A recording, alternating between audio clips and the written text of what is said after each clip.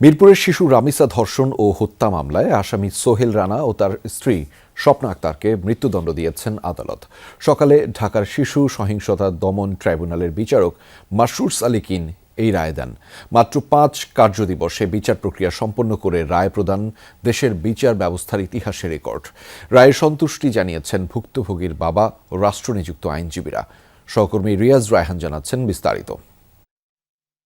যারা আমার এবং আমার পরিবারের বিপদের সময় সহায়তা করেছেন, মানসিকভাবে আমাকে সহায়তা দিয়েছেন, তাদেরকে কৃতজ্ঞতা জানাই। এই সন্তুষ্টি একজন বাবার, যিনি উচ্ছলতায় ভরা শত আবদারের ৮ বছরের নিজের শিশুকন্যার খণ্ড বিখণ্ড ছিন্ন বিচ্ছিন্ন মরদেহ দেখেছেন নিজেরই চোখে। রায় ঘোষণার পর তাই এমন প্রতিক্রিয়া। এই রায় বাস্তবায়ন হলে আমি সম্পূর্ণভাবে আমার মনের প্রত্যাশা, যে রায় এবং কার্যকরের মনের প্রত্যাশা, আমার আকাঙ্ক্ষা, সেটা মিটবে।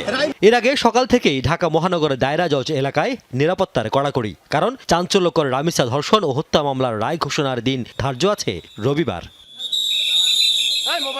সকাল 8:30 থেকে 9টার মধ্যে আসামি সোহেল রানা ও তার স্ত্রী স্বপ্না আক্তারকে কারাগার থেকে আদালতে নিয়ে আসা হয়। এর ঘণ্টা দুয়েক পর তোলা হয় এজলাসে।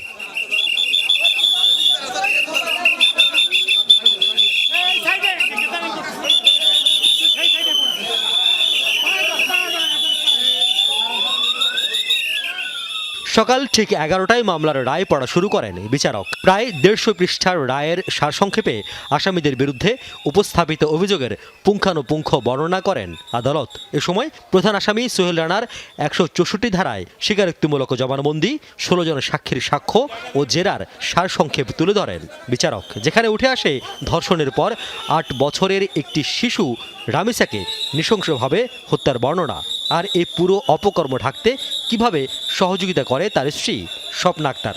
এছাড়াও এই ধরনের মামলার ক্ষেত্রে উচ্চ আদালতের বেশ কিছু নির্দেশনাও পড়ে শোনানো হয় জনাকীর্ণ আদালতে।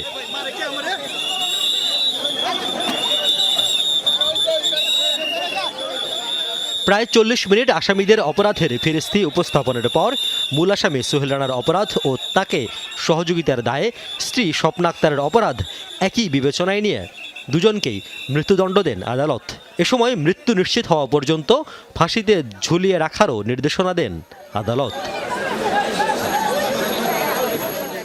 রায় নিয়ে নিজেদের প্রতিক্রিয়া জানান এই মামলায় স্পেশাল পিপি ও রাষ্ট্রনিযুক্ত আসামি পক্ষের আইনজীবী। আদালত তার ফাইন্ডিংসে ক্লিয়ারলি বলেছেন যে ডাক্তার তার সাক্ষ্যে, অর্থাৎ অটোপসি রিপোর্ট যিনি দিয়েছেন, সেই অটোপসি রিপোর্টে ডাক্তার ক্লিয়ারলি উল্লেখ করেছেন যে ভিকটিম রামিসা আক্তারের দেহে ধর্ষণের আলামত। যেহেতু এই আসামি আদালতের নিকট 164 ধারা জবানবন্দিও দিয়েছিল এবং মাননীয় বিচারিক আদালতের নিকটও সে নিজেকে দোষ স্বীকার করে অনুকম্পা চেয়েছে, সেহেতু এই আসামি এই কথিত চাঞ্চল্যকর ঘটনার সাথে এই সংশ্লিষ্ট নিজেই স্বীকার করেছে এবং সে ছাপা সাক্ষী দেয় নেই। আমি যেহেতু সে ছাপা সাক্ষী দেয় নাই, তার মানে সে অপরাধী, যে অপরাধী প্রকৃত তার সাজা পেয়েছে, ন্যায় বিচার নিশ্চিত হয়েছে আমি মনে করি।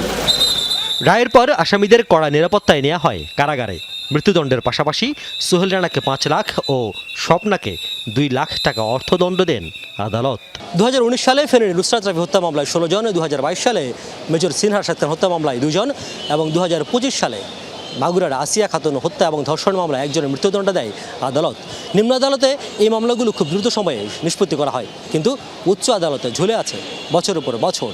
এবার মিরপুরের রামিসা হত্যায়ও 2 জনকে মৃত্যুদণ্ড দিয়েছেন আদালত। এখন দেখার বিষয় কবে নাগাদ এই মৃত্যুদণ্ড পর্যায়ে কার্যকর করা হয়। আইনজীবীরা বলছেন স্পেশাল ট্রাইব্যুনাল অথবা বিশেষ বেঞ্চ গঠন করা যদি না হয়, তাহলে এই মামলাগুলো দ্রুত নিষ্পত্তি করা প্রায় অসম্ভব। রিয়াজ রায়হান, যমুনা নিউজ, ঢাকা।